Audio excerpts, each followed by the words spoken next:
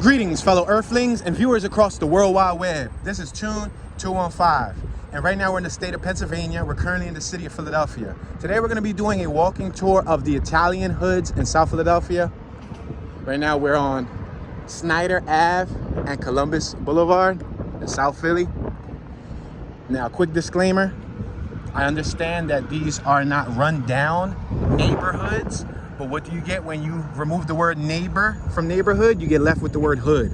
So for the purpose of this walking tour, we're just gonna call them the Italian hoods. Therefore, you know, I mean Italian neighborhoods. We're crossing Columbus, walking up Snyder. We're walking westbound. Right now, we're at the very end of Snyder Avenue in South Philly. Behind me is the water. If you cross the water, you head towards New Jersey. Camden, New Jersey. It's about 95 degrees outside right now. It's gonna be a hot week, a very, very hot week. We got 90s all week, and this weekend we're supposed to be hitting, I believe, 101 degrees, unfortunately.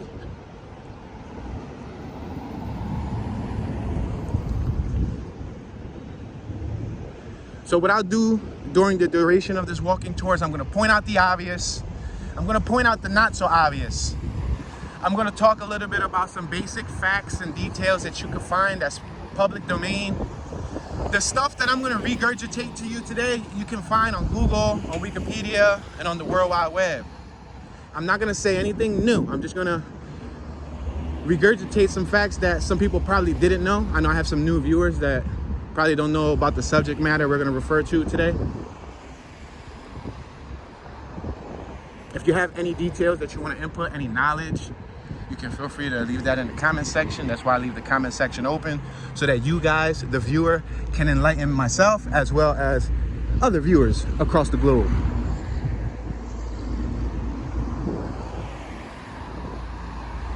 Now, if you're new to the channel, I have over 500 plus videos covering all different neighborhoods in Philadelphia, PA, over 100 plus neighborhoods, both walking and driving tours. I just got back over a month ago from a cross-country trip. I successfully traveled to 48 states here in the United States of America via driving. It took 10 months. So I have covered this area before, but I haven't got a chance to document it in 2022.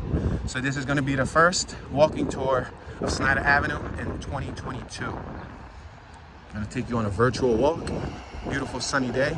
We got some nice clouds in front of us. It's kind of windy, so if my voice breaks up, I'm sorry. We're next to the 79 bus stop. The 79 bus stop. We have a Lowe's on our left, a few shopping plazas. There's a Chick-fil-A, Best Buy on our left, Dollar Store and all that stuff on our right. We got the Columbus North Plaza, Monster Pets, Mattress Firm, the Beer Peddler, PA Wine and Spirits, Hook and Reel, and more. Now, many people don't know that South Philadelphia has a connection to the mob. There's mob ties that lie here in South Philadelphia.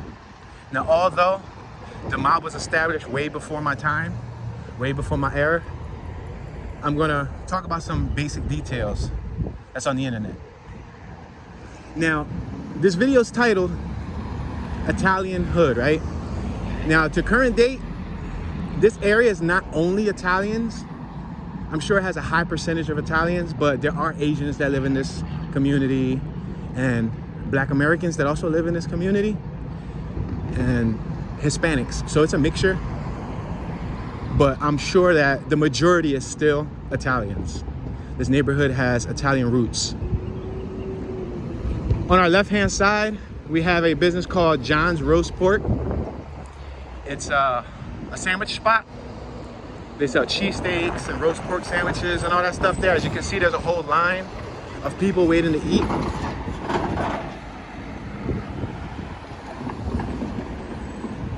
You see that? You can order there, roast pork. It was established in 1930. All right, we just exited the 99 block of East Snyder Avenue. That is Wecaco Street W-E-C-C-A-C-O-E. I don't know if that's how you pronounce it. On my right, we have Snyder Plaza East. I used to shop at these plazas when I was a kid. My pop used to always bring me up here. There used to be a Chuck E. Cheese's here. Is it still here? Yeah, there's a Chuck E. Cheese. There was a Modell's. They turned the Modell's into a Harbor Freight. The Acme was several businesses. There's a Target over there. That Target used to be called a Cow Door. That's an old business. I don't know if you guys remember Cow Door. When I was a kid, I didn't know how to say it. So I remember being like 9, 10 years old, calling it car door. Like an actual car door, but no, it's Cow Door. That used to be like an Office Max where Marshall's is at. You can see the beautiful city skyline because we're on the south side of the map. There's several plazas on our left and on our right. We have the bus stop on our left. A lot of beautiful plants on our right. Over here on my left-hand side, there used to be a Foreman Mills back here. Foreman Mills. Stretch those bills. Or stretch those bills. Foreman Mills. Yeah, there was a Foreman Mills back in the day that was there. Foreman Mills, for those of you guys who don't know, was like affordable clothing.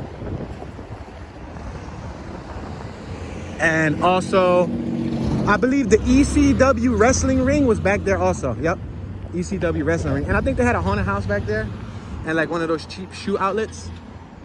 We have a Boston Market, a Snipes,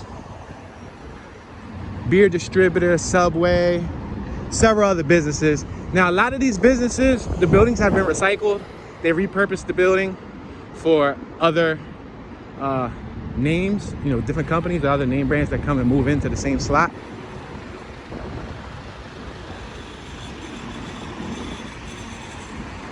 Now, mind you, I'm not from South Philly. However, my pop used to manage a business in South Philly, and when I was growing up as a kid, I used to come up here, you know, a lot for shopping purposes. But I'm from North Philly, born and raised.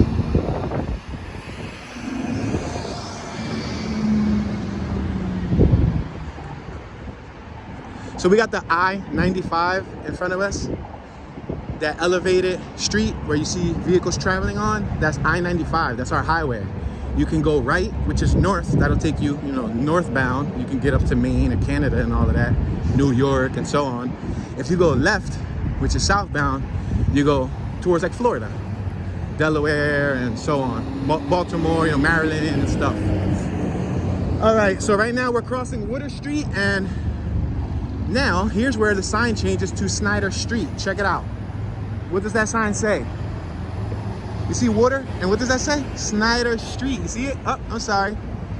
See that? So for some strange apparent reason, the city decided that they wanted, under this 95, they wanted it to be called Snyder Street instead of Snyder Ave, because on the next block, it then changes again to Snyder Ave. This is parking. They made under the 95 parking. Look, speaking of parking, it looks like we have, is this a meter maid? Nah, somebody else. Gentleman taking a little break. All right, so now Snyder changes from street back to Ave.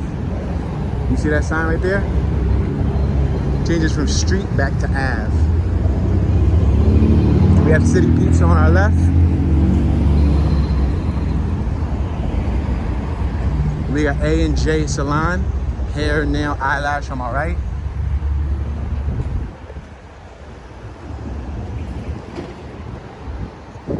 We have a house for sale on my right-hand side. The address is 105 Snyder Avenue, Philadelphia, PA 191. Well, I was going to say 191. I don't know what the last digits are, but you can probably find that out via Google. But I'm sure it's 191 something.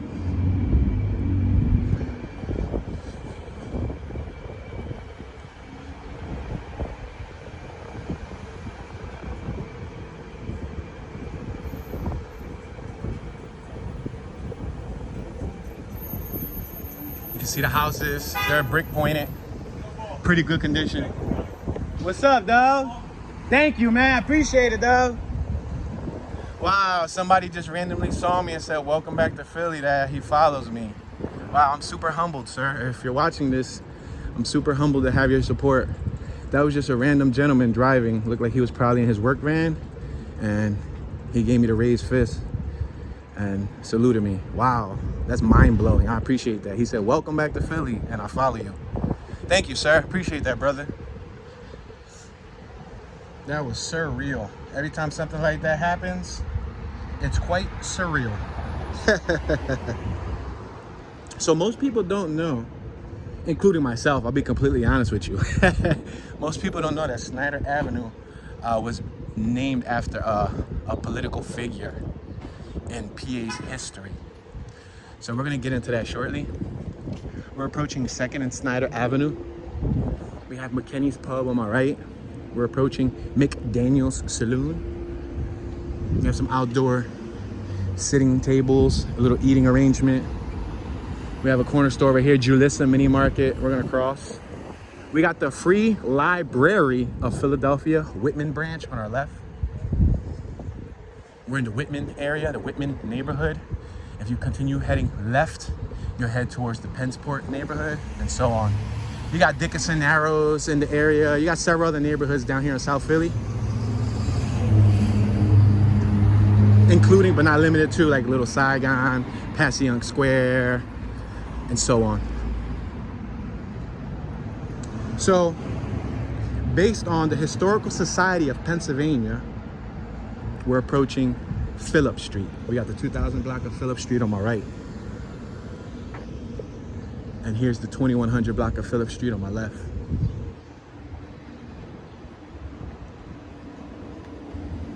So Snyder Avenue in South Philadelphia was, I'm gonna walk after this gentleman lets me go by. Thank you very much, sir. He was reversing. Snyder Avenue was named after a Simon Snyder. Interesting, right? I myself did not know that, so I'll admit to that. Simon Snyder was born November 5th, 1759 in Lancaster and was baptized in Moravian Church. In a Moravian church. I don't know if that's how you say it. All right, we're approaching 3rd. We got School of Pensport on my right, School of Pensport Dance. Yeah, because if you head left, if you go up that way, you'll be in the Pensport neighborhood. Well, actually, you got the Whitman right next to the Whitman Bridge too. That's why they named it Whitman.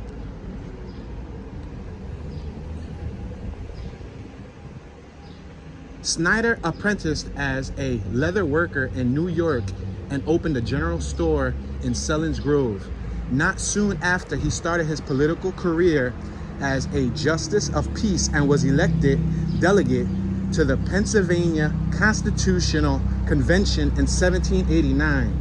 He served in the Pennsylvania House of Representatives from 1797 to 1807 and was its speaker 3 times.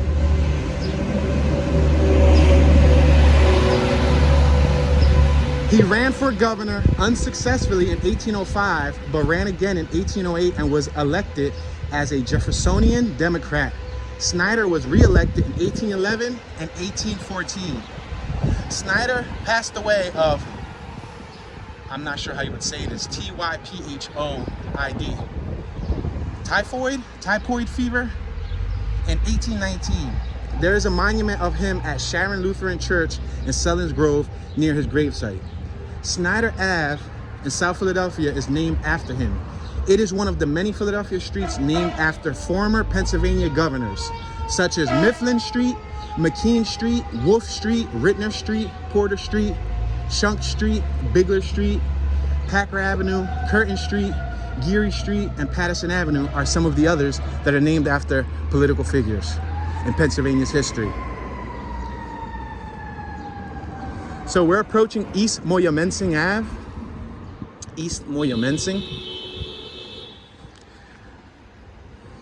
We got a barber shop right here on my right-hand side.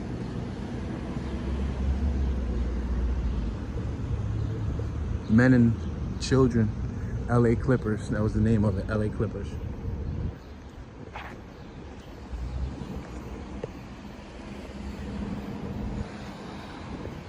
This is the 2000 block of East Moyamensing. Moyamensing. show you guys the sign so you guys can see how it's written. Monuments. Then you got City Nails over here on my right hand side.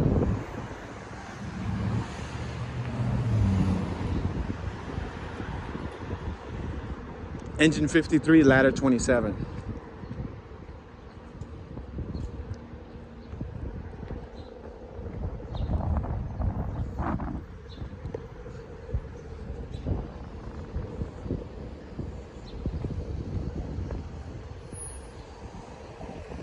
You have the ambulance and the fire engine located inside that building.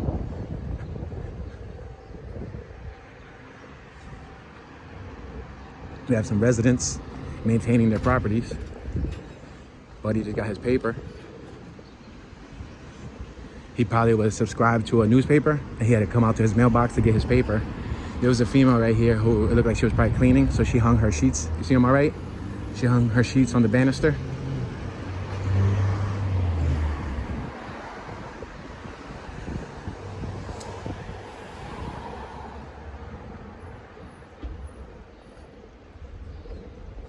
Got a lot of nice flower pots, nice planters, nice trees, relatively clean, no debris. I see a few cigarette butts, candy wrappers, nothing major.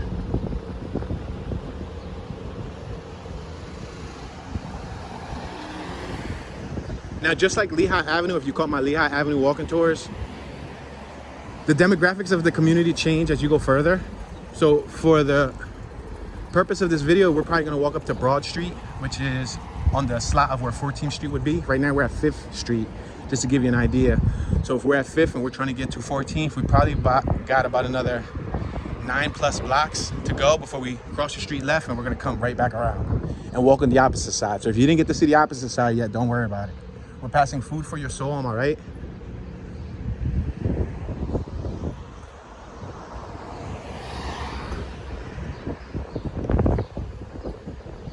We have a church right across the street. Mount Enon Baptist Church.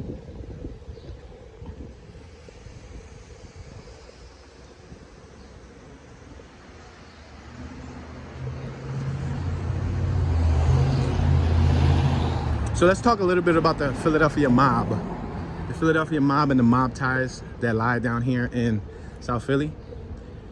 There's a lot of documentation, a lot of documentaries, a lot of texts, a lot of journalists who cover this subject matter, a lot of professionals.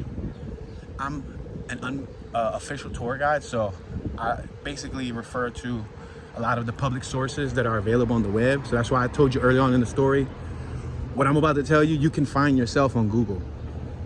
So the Philadelphia crime family, also known as the Philadelphia Mafia, the Philly Mob, or Philly Mafia, the Philadelphia-South Jersey Mafia, or the Bruno-Scarfo Mafia, is an Italian-American Mafia family based in Philadelphia, Pennsylvania. Formed and based in South Philadelphia, the criminal organization primarily operates in various areas and neighborhoods in Philadelphia, the Greater Philadelphia Metropolitan Area, i.e. the Delaware Valley and New Jersey, especially South Jersey. The family is notorious for its violence, due in particular to its succession of violent bosses and multiple mob wars. We're approaching 6th Street. Now, as I was mentioning earlier, the demographics have changed. This isn't solely an Italian neighborhood anymore. There is a mixture of people who live here now. So you will see, you know, people that look like they're from the hood that, you know, live here. Regular people. But once you get to like, I believe once you cross Broad Street and like you get to like 21st, 22nd, like let's say 16th, 17th, 18th and Snyder, 19th and Snyder, 20th and Snyder, all the way up to 26, it gets more hood. And it gets to like, you know, black residents and or African-American residents, however you would like to define my fellow brothers. But absolutely, so you'll see a little mix. We have the James Otis Ford Recreation Center. It's a nice pool for the community.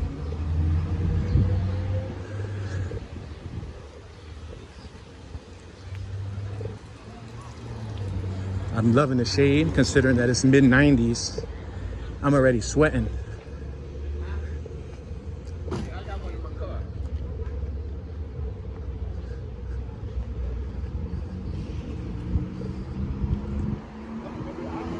All right, so it looks like there's a Ford Powell Center on our right.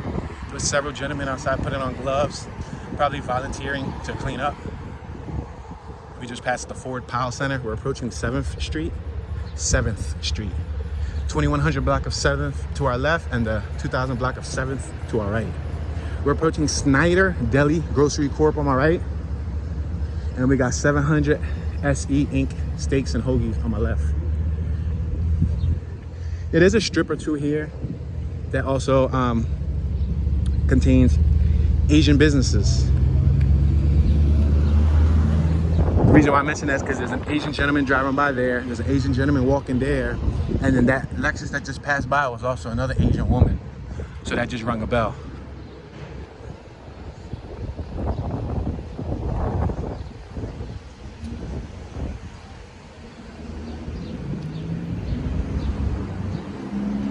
So the Philadelphia Mob was founded in 1911, which is 111 years ago.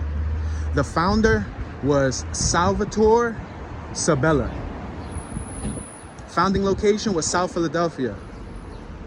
Years active, 1911 until present. So that tells me that they're still active. You got the Snyder discount store. Looks like a 99-cent store. It might be Asian owned and operated. Surprisingly, there's an abandoned house right here. As many times as I've been through here, I wouldn't have expected to see a house abandoned. It's next to 727. 727, and that's 21. So that's 21, 23. This would be 25. So is this 725 Snyder Avenue, Philadelphia, PA? Yeah, 725, because that's 727, yep. So that's 725 Snyder Avenue, Philadelphia, PA. In case you want to look up the value of that property. We're approaching 8th Street, 8th and Snyder. So their primary territory was the Philadelphia Metropolitan Area, New Jersey, especially South Jersey, Boston, and also South Florida. The ethnicity was Italians as quote-unquote made men and other ethnicities as associates. So I'm assuming the major leaders were Italian, and then they probably did work with other ethnicities, but they were like lower level goons. You got the GPCA, Greater Philadelphia Community Alliance Housing Association. We're at 8th and Snyder.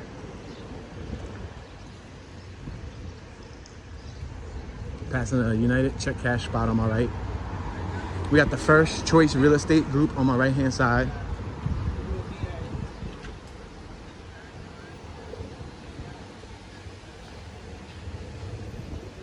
So the membership consisted of 50 made members and 100 associates. And that last tally was in the year 2004, the last time they produced that number. We're passing Mildred. This is Mildred. Looks like there's a handful of houses for sale on Mildred. Got a bunch of houses across the street.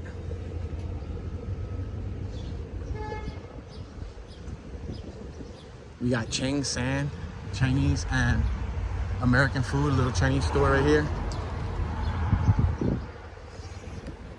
Got somebody on an e-scooter, he flying by. Not an e-scooter, an e-bike, electric bike.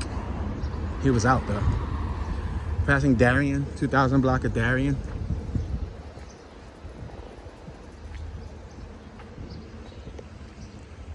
Passing a laundromat.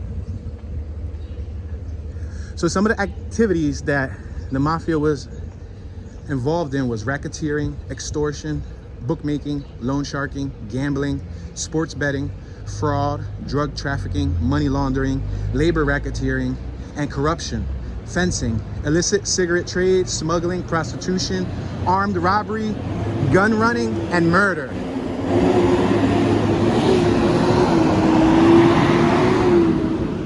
And since that truck was a little loud, I'm gonna repeat the last two again.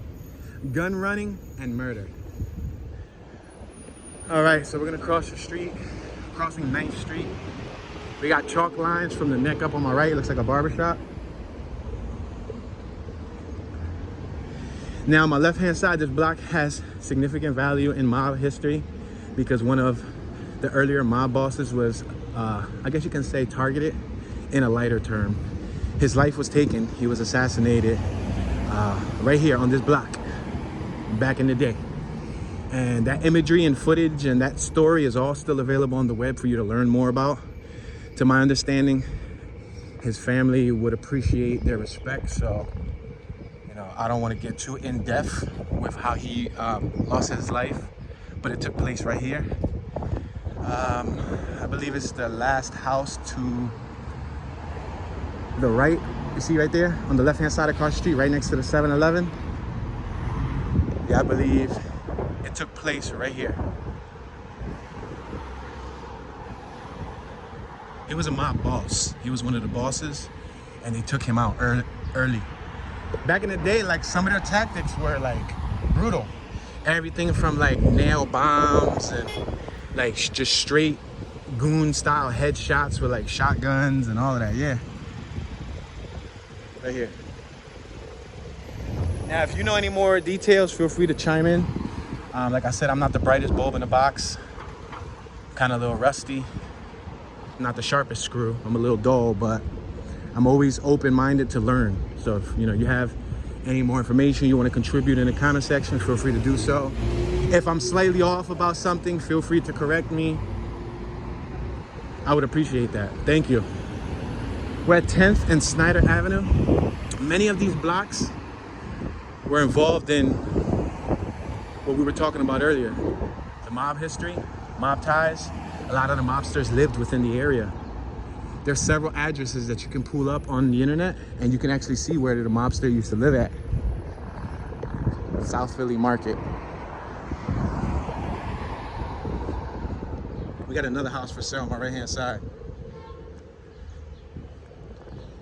So the allies, they had the Buffalino crime family, the De Cavalcante crime family, the Detroit Partnership 5 families, the Chicago Outfit, Patriarcha crime family, the Sicilian Mafia, the 10th and Oregon Crew, the Black Mafia, the Junior Black Mafia, the K&A gang. Yes, K&A meaning Kensington and Allegheny. That means that at the time of the Mafia's existence, they also worked hand in hand with the Kensington and Allegheny Mafia. So I just planted that out there, food for thought. Pagans MC, which is, I believe, is a motorcycle club. Philadelphia Greek Mob, and the Warlocks MC. So that was MC, I believe, is motorcycle club. Now their rivals were the Hells Angels Motorcycle Club and various other gangs throughout the Philadelphia area, occasionally including allies, the 10th and Oregon Crew, Pagans Motorcycle Club, and the Philadelphia Greek Mob. Wow. That's interesting that one of their biggest rivals that it discloses on the internet was the Hells Angels. Crazy, right? Now there is a lot of new buildings being built down here. Like there's new houses right there on my left-hand side on the next block. There's a lot of new construction, whether it's apartments or whether it's actually homes. Yeah. And this is not far from Center City. You're probably in like a car, depending on how fast you drive, maybe 15-minute drive from the heart of downtown. If you walk, maybe a 20-minute walk. It's not really far from downtown. And you're around the corner from the Walt Whitman Bridge, which will take you straight to New Jersey. Hence why South New Jersey was one of the spots too. It all makes sense. It all makes sense because, and then they said South Florida, right? And they said Boston, right? Boston is going 95 north, that first highway that we saw, which is where? Right up the block. South Florida is about what? South Florida. So Florida is about 18 hours from us. South, I'm assuming, is an extra 2 or 3 hours. Depending on how fast you drive, 18 to 23 hours away from South Florida. So they had all the right connects, you know what I mean? All the right arteries to do their business. So as the Bruno crime family, under the 20-year reign of boss Angelo Bruno, or Angelo Bruno, I'm sorry, I said Angelino, I do apologize. Angelo Bruno, 1959 through 1980, the family employed an era of peace and prosperity. A complex dispute involving disgruntled subordinates and territory claims by New York's Genovese crime family led to Bruno's murder in 1980. The killing marked the beginning of years of internal violence for control of the Philadelphia family, leading to a gradual decline of the family's stability. Now, to my understanding, what that meant was, like I was telling you guys earlier, we looked at the gentleman's house he was executed at, Mr. Bruno. To my understanding, I believe he was considered like the gentle giant. Like he was like the gentle Don. He had like an old-fashioned way of doing things. He had morals, he had rules. He had his own way of doing things. A lot of people didn't like that. And I guess some wrong toes were stepped on. Long story short, you guys can look up the specifics, but they took him out. And when they took him out, the next mobster that took place, or took his place, as well as the following ones, because I believe there was another one after him that was also executed. I could be wrong, but feel free to clarify that, because I know that the most recent one that I recall was Mr. Joey Merlino. To my knowledge, he was like the short-fused, hot-headed one. He didn't follow the same set of rules, and a lot of the members of the organization didn't like that. But at the end of the day, you can't really say nothing because, you know, he's the boss. So, but you can find more details on the web. But it's interesting how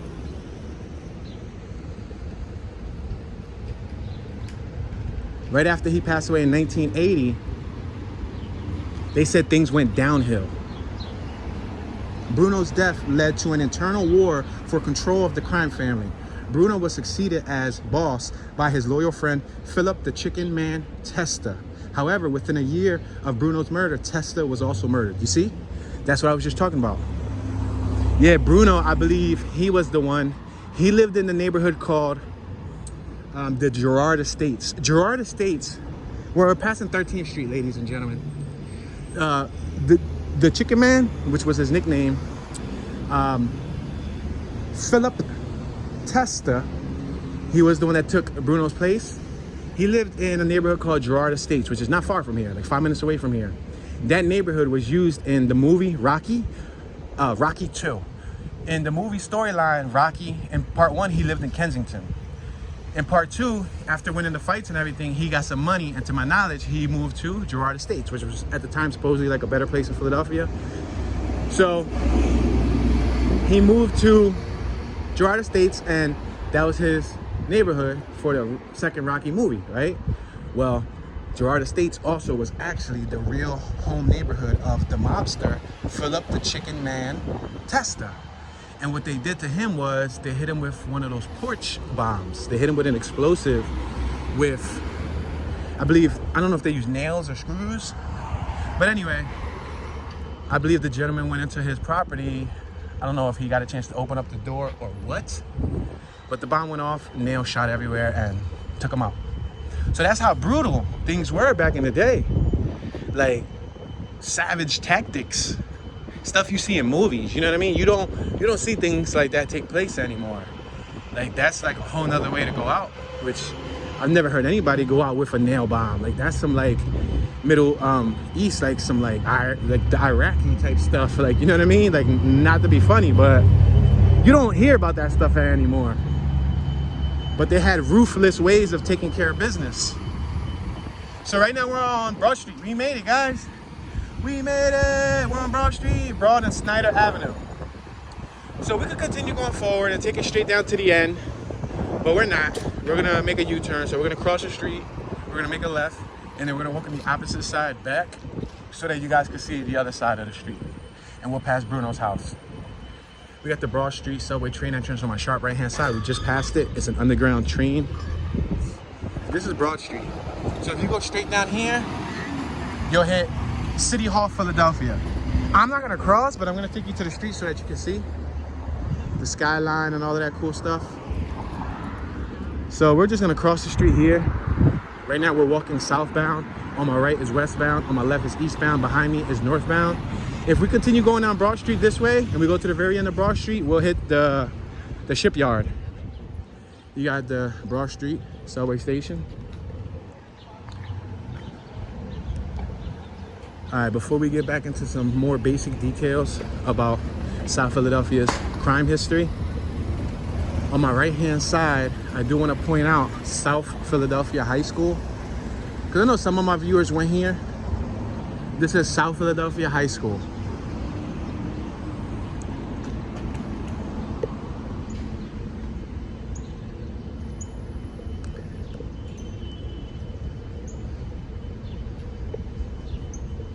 So remember what I was saying? I was saying within a year of Bruno's murder, they had took out Testa. He was also murdered. Like I said, he was killed in a nail bomb explosion in 1981. When the dust settled from Bruno and Testa's death, Nicodemo, Little Nicky Scarfo, emerged as boss of the crime family. During Scarfo's reign, the family was known as the Scarfo crime family. Scarfo's 10-year reign saw the family grow in power, but also became highly dysfunctional. Unlike Bruno, Scarfo was infamous for his short temper and penchant for violence. Scarfo increasingly involved the family in narcotics trafficking and demanded that all criminals pay a street tax for operating in his territory. Scarfo also did not hesitate to order people murdered over moderate disputes. The dramatic rise in violence attracted increased attention from FBI. Pennsylvania State Police and New Jersey State Police increased violence, and law enforcement prosecutions also convinced several mobsters to cooperate with the government in order to escape death or prison. So what that tells me is that several mobsters ended up working with the feds, aka snitching, so that they wouldn't get killed in return by other probably entities that were trying to take them out, or it would help them avoid long prison stints. So basically, like, if you become an informant, then you would have got a lesser prison sentence, or the safety of knowing that they're not going to take you out. Take you out meaning kill you.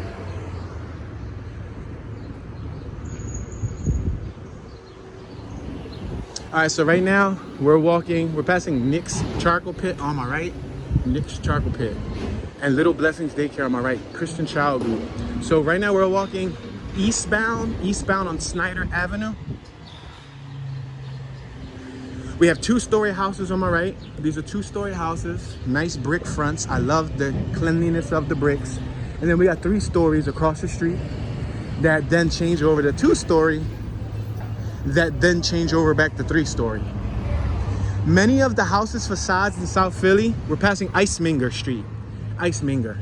Many of the houses' facades here in South Philadelphia are still original brick, which I love. I'm a big fan of the original look. I don't like when they put stucco and all that stuff on it. I like it to look original.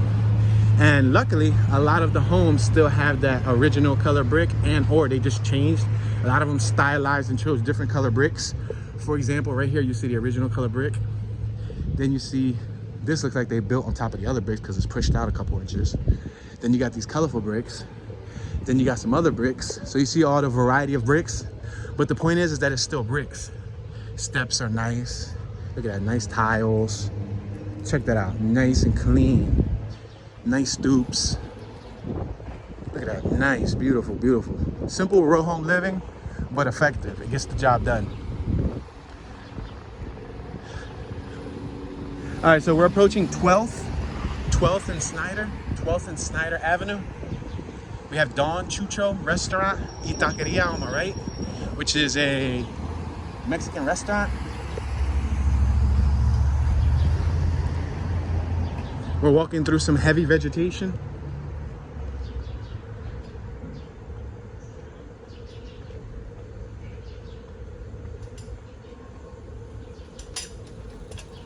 So as I mentioned, increased violence and law enforcement prosecutions also convinced several mobsters to cooperate with the government in order to escape death or prison. Scarfo's downfall came in 1988 when he and most of his top allies were arrested and sentenced to long-term prison stints. Now, I also recall from learning via a documentary a few years ago, one of the ex-police officers that was in the Philadelphia Police District here in South Philly was also arrested, and somehow, some way, he ended up becoming friends and penetrating the organization. So he was working for the organization, but he was also working for the feds. So he was doing the dirty work, but he was also ratting too. And I believe still to this day, I think he is in witness protection program or something of that nature. A heavier set gentleman. With Scarfo's imprisonment, the mafia hierarchy was convinced that Scarfo was unfit for a position of boss. Once Scarfo was deposed due to rising tensions with the family, John Stanfa named boss of Philadelphia family in 1991. However, a faction of young mobsters led by Joey Merlino disputed Stanfa's ascension, and by 1992, another war within the family was underway. We're on Snyder Ave, 11th and Snyder Ave, Blue Moon Hair Salon on my left, 79 bus. We're gonna continue moving forward. We have a mini mart right here on my right hand side, $4.99 per gallon of gasoline. We had an older woman operating this box truck. Okay, lady, I see you. She operating the big boy today.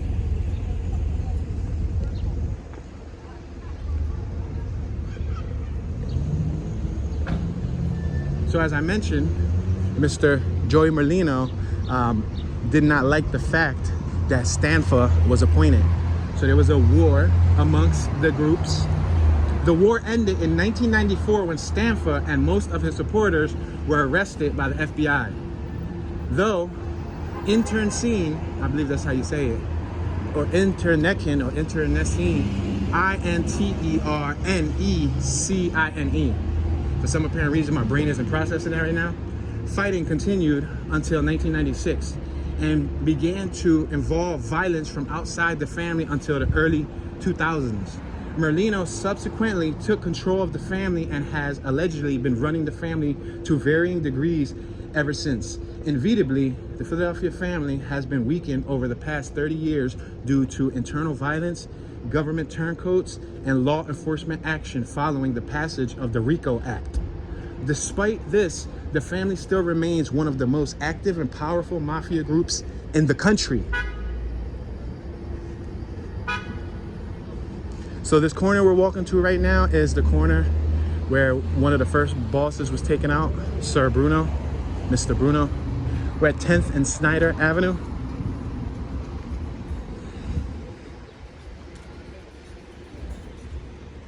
So we're gonna be crossing 10th.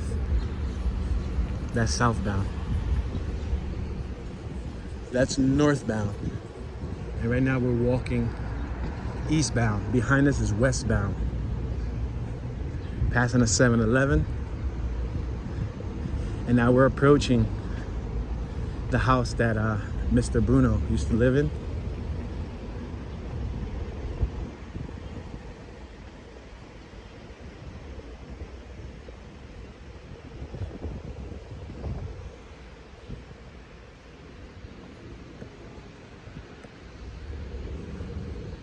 But it was a gentleman laying right there on the steps. I'm uncertain why he was laying down like that. That was kind of confusing.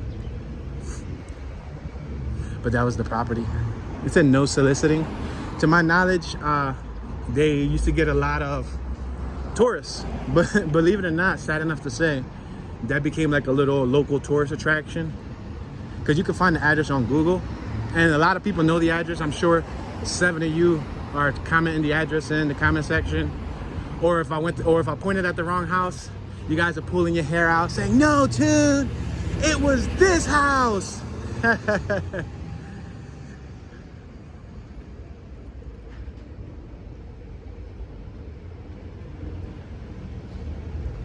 Yeah, in the early 20th century, several Italian immigrant and Italian-American South Philadelphia street gangs joined to form what would eventually become the Philadelphia crime family. And it goes way back. It even goes back to the early 1900s, because I recall seeing some documentation showing some black and white footage from the early 1900s. I believe there might have even been a mob boss before these guys. You know what I mean? It's crazy. So many different generations, and they came as Italian immigrants. They migrated from Italy, and I'm assuming Sicily. Maybe they're Sicilian.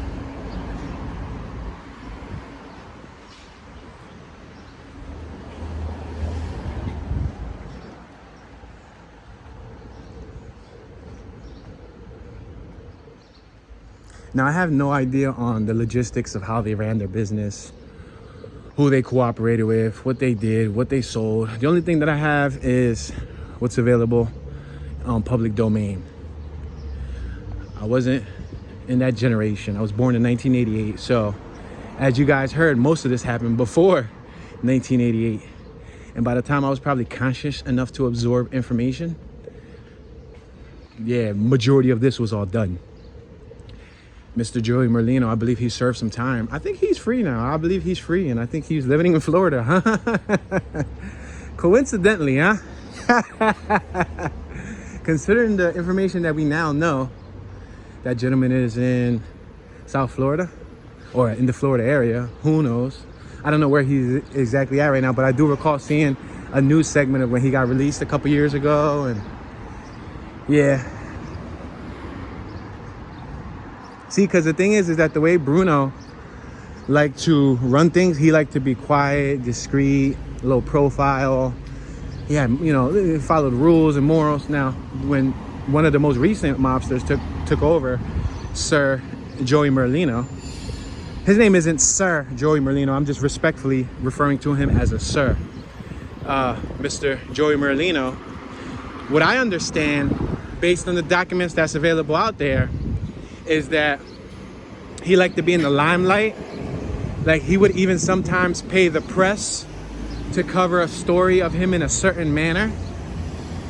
You know, as a mobster, you shouldn't want to be on camera. You shouldn't want anybody to know your business. You know, they say criminals move in silence. Real criminals move in silence. You don't make noise. But I believe in his generation, he made the newspaper on several occasions. I remember people talking about how he would do like turkey giveaways, or he would do like holiday giveaways for the projects in North Philly.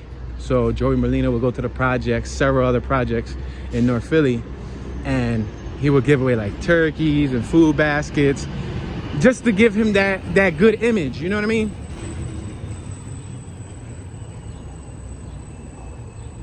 I believe many businesses back in the day were being extorted for protection money. They were being extorted, you know, give us this much monthly and we'll protect your business.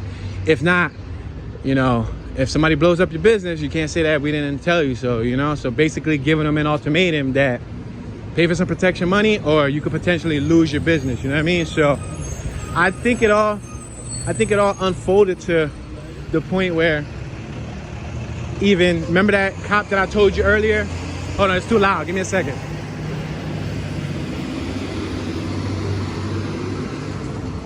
Remember that cop that I was talking about earlier? That cop that played both sides? That he was playing the mob boss goon? Like, he was the goon. He was the one that was shaking people down. But he was also an informant. To my knowledge, he was also shaking people down and getting his own end too. Like, he was making his own money. He was making money from the mob. He was getting payments from the FBI because the FBI was paying him. I think he was the last component to bringing down the crew. Wow, it smells horrible. It smells like sewage. That trash truck just went by and it had like that trash juice, and it's a hot day. Oh my gosh, so strong. Makes you want to gag. This is that Ford Powell Center that we walked by earlier. It's a recreation center. We got the family dental care over here. Years of community service. Smile Care, affordable orthodontics.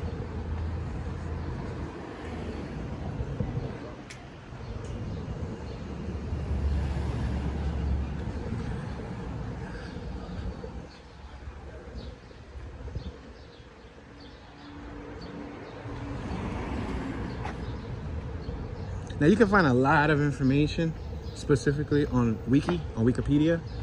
There's a full-blown, several plus page, I wouldn't say dossier, but article, which breaks down, shows you pictures who Little Nicky was, which is Scarfo, and which basically shows you imagery from that era. It gives you specific years, dates. For example, they have a listing that shows the Second Philadelphia Mafia War, which took place from 1991 to 1996. Now, what's interesting is their mob wars was crazy because People will end up beheaded. People will end up shot in the head. People will end up burned. People will end up in cars, burnt up. Like, it was on some gruesome movie stuff. But this wasn't the movie. This is real life.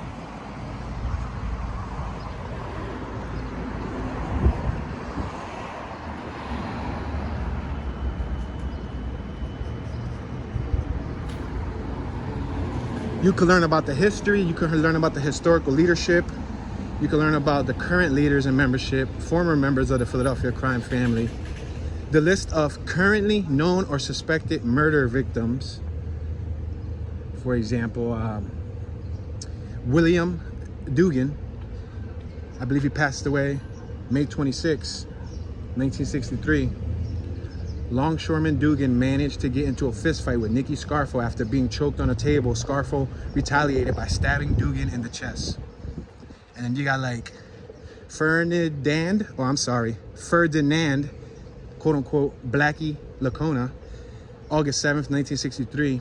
It is believed Philly mob associate Lacona was killed by Capo Regime Santo Idone for not sharing his profits out of his gambling racket.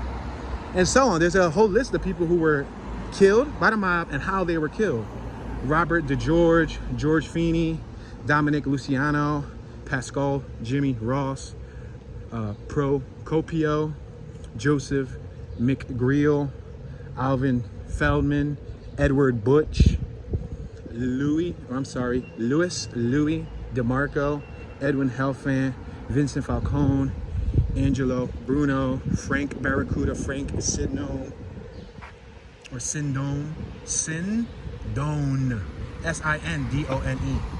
Edward Bianculli, John McCullough, Phil the Chicken Man Tessa, and so on. Harry Petros. There's a long list, and the reason why each one of them died. So that goes to show you, it was really harsh. It was like a kill or be killed world.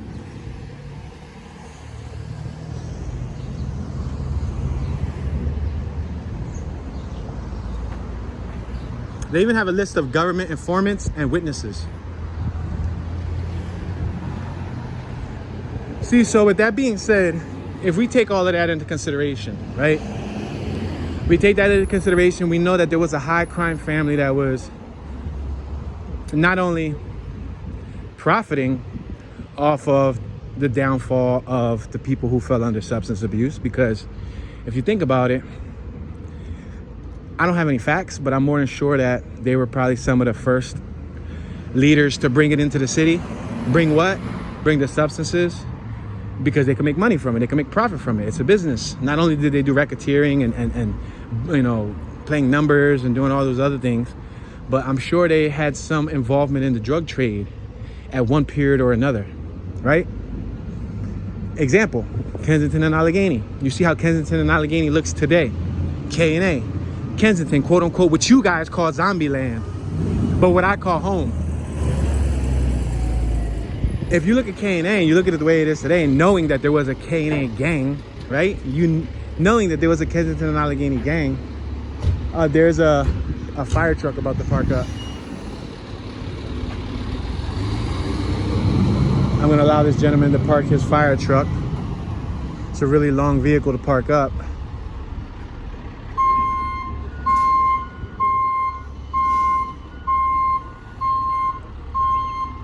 Ladder 27.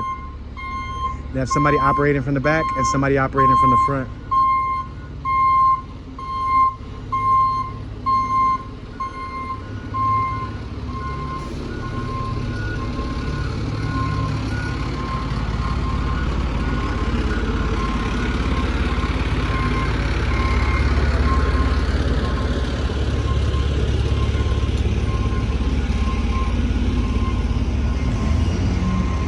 Yeah, so if you take that into consideration, right? If you take that into consideration,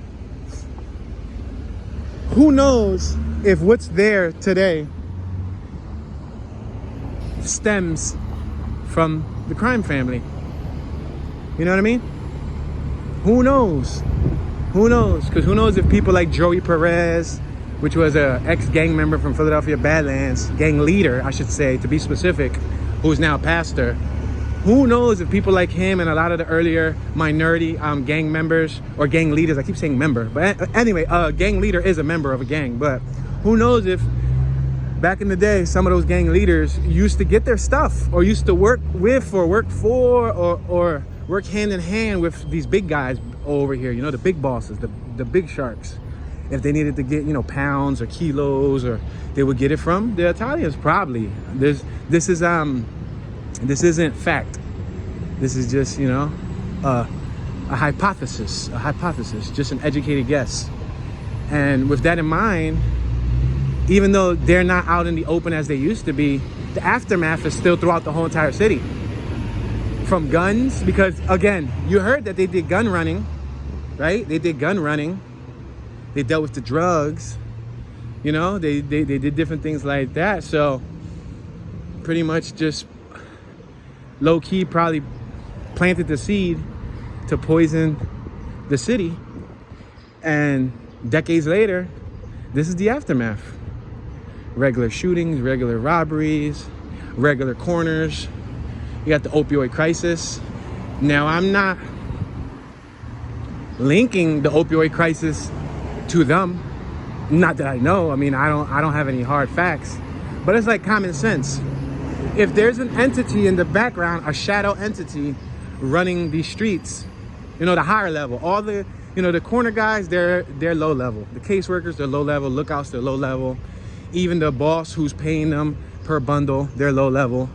Even the boss the dude that's selling the pounds or the kilos wholesale, or the prescriptions of pills wholesale to that big boy who's then supplying his corner boys, he's even low level. There's somebody that's a higher level entity, which I don't know if it could be the crime family, or even another higher level entity that could be potentially involved in what's going on right now in, you know, different parts of the city. Now, South Philly, as of today's date, is virtually drug-free. I say virtually, lightly. I'm sure there's still drugs that are sold in the area. You know, people still know where to find weed.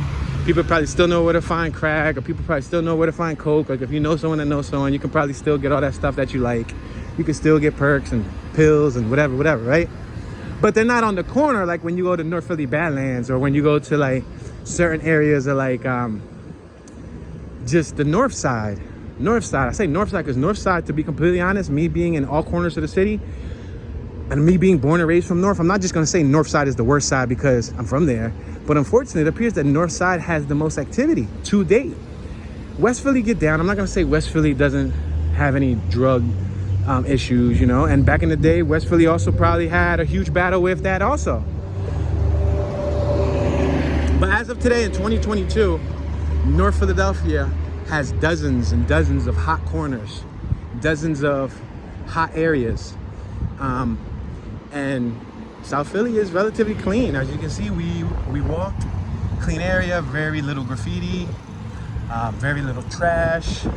You don't see people soliciting. You don't see like zombies, what you guys call zombies. You don't see you know, any real riffraff. Look, there's a little tag up here, but nothing major. You see that white tag up? Nothing major. Nothing too much of an eyesore.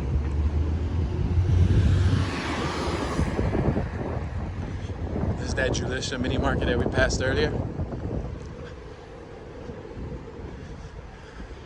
I know West Philly cleaned up a lot. South Philly cleaned up. Northwest Philly is pretty clean for the most part, and Northeast Philly is relatively clean. Southwest Philly still has some rough spots.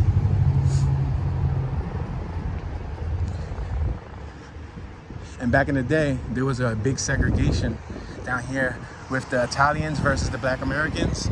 The Italians would keep all the Black Americans or the Black folks to the Grays Ferry area, which is at the end of Snyder Avenue, or you take like Washington Ave straight down, you head to Grays Ferry, and the Italians wouldn't let them cross lines. But that's just a little synopsis, y'all. We didn't cover it all, but we covered a small hairline of the haystack.